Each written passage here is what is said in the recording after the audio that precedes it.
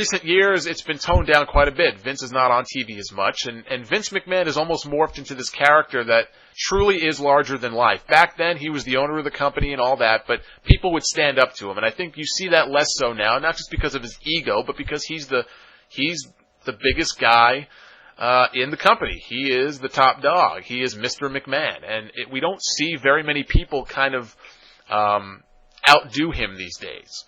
So when Orton stood up to him and then, of course, slapped him in the face, kicked him in the head, in the skull, I should say, it was shocking television. Now, I don't know how shocking that would have been 10 years ago when Vince got beat up all the time, plus he was a heel back then, and Vince, I don't know what Vince is these days. He's 1 week he's a babyface, and now I guess with Bret Hart he's going to be a heel, but it was shocking. And that night Vince was a babyface.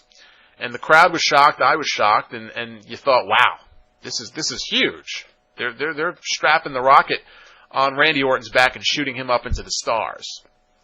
Randy Orton had a fine year, don't get me wrong, and he became champion twice, but again, it's another missed opportunity. I see a pattern here, and not just in 2009, but WWE has had plenty of chances to really latch onto one star or one storyline and just run with it and make it big, and they always manage to fuck it up somehow.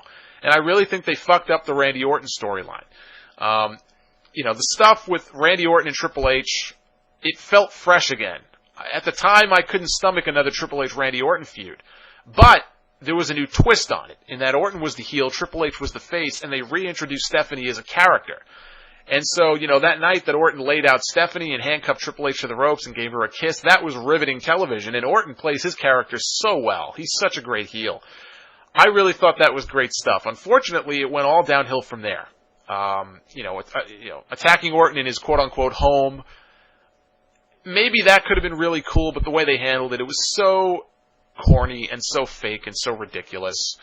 And it really just went downhill from there. And it didn't help that these guys were in the WrestleMania main event this year. We all know what the real main event was, but they decided to put Triple H and Orton on last, and much like Triple H and Chris Jericho at WrestleMania 18, who had to follow Hogan and The Rock, the match died a horrible death in front of the crowd.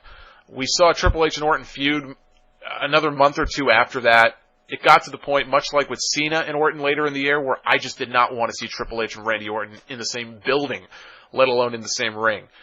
WWE has a tendency to make people sick and tired of seeing the same two people in the ring over and over again, and that's what happened with Orton and Triple H. Is number 3 on my list. Now, DX has their moments, and they have, some pretty funny interplay together sometimes. But this is not the DX of old. This DX is very annoying. Or they can be very annoying. It depends on the material that's given to them. Plugging their merchandise, and I understand they want to sell merchandise. That's how they make their bread and butter. But it gets to a point where it's like, all right, I get the joke. Enough is enough. And they just keep making more merchandise.